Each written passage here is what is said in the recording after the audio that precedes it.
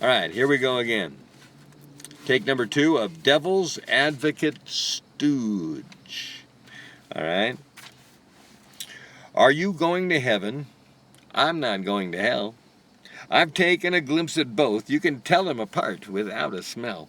And how do we define the difference between heaven and hell? It's not the wine or anything divine that alerts your soul to tell. What satisfies your ambition? Your desires become contentment. Heaven is where your daily condition inspires your gratitude and generous love that's now weighed down with resentment, because currently you are chained to a God who's best abstained. When he gets mad, he's glad to make people sad, which makes me wonder if he's better than the previous God we had. But what are the requirements to claim my heavenly lot? If my Catholic membership agreements assigned my puffy palace, I'd like to know which one I got. I kind of want to claim it while my credit's really good. Just in case I slip from grace, well, all deeds are final. That's understood. Or can God lie and cheat? Could God illegally revoke my deed? If I've got a complaint in heaven, who sits on the judge's seat? Ah, crap, how can you tell in heaven whether he's a Democrat or a Republican? Play the middle, play it safe, be a centrist. Nope, not gonna happen. No way. Because my viewpoints don't melt, blend, or dissolve away. When my view is like water and their view is a hunk of lead, we don't blend even when we get hotter, but we can achieve other things instead.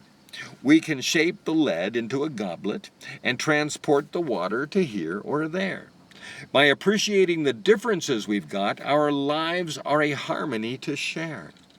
But now I have to warn you, well, a sneak attack is probably better, but I'm compelled to tell you, before I harm you, that I received my deed from God. Sent it FedEx letter. So this is my spiritual parachute. This place which we're flying, we all know is dying. An imminent crash and burn and whatever you can imagine, we won't dispute. So it's all just an eventual point in time when God rings that final for everybody on Earth reaper chime. The scientists admit the sun burns out, we die. The Scientologists want you to commit to their army making a land grab in the sky. But I'm not concerned with your rationalized superstitions. You can be buried or burned or fed to the wolves according to your traditions. With many years of religion in every adult, they are all walking masters of their own unique occult. With respect and hopeful assurance, I will presume they are successes, that no adult is a walking disaster. So, as the Native Americans would say, before taking to the battlefield, today is a good day to die. Today. Each of us, rest assured, insured with God's blue shield. Each of us knowing that our lives worthy of showing to God in our defense. The lives each of us lead without choosing temptations instead of displaying our reverence. Great! Glad to see you today. Someday we'll meet, presumably in heaven. And you can tell me where the best places are to play. Screech. That's what I wrote on a big screech here. And screech. Hold it right here.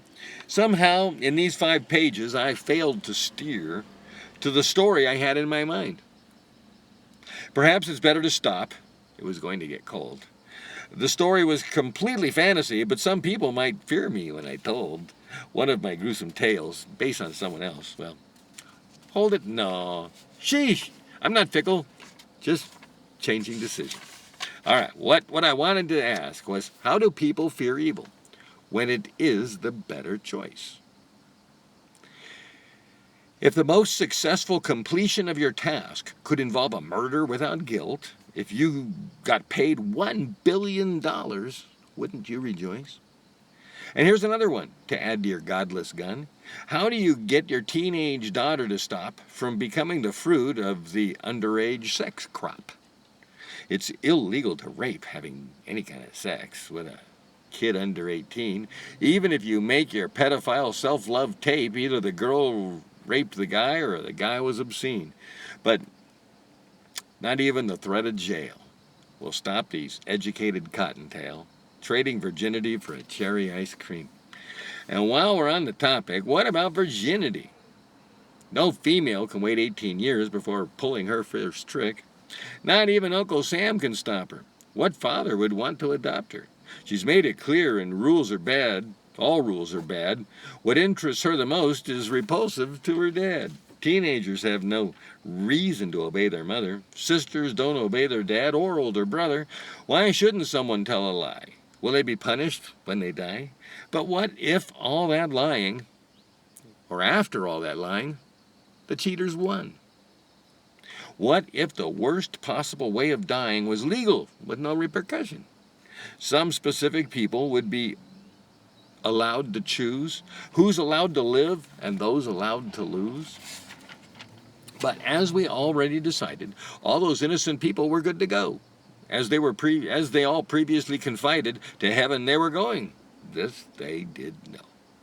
So we're helping them along a little ahead of schedule. We're not doing anything wrong. Now Earth is not as full. So now I finally understand why we always have a war. Each war is good luck, or sometimes planned, as we profit and God keeps score.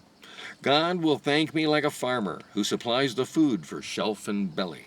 As we both profit, I'm the reaper's charmer, and just like God, I've got a 99-inch flat screen telly.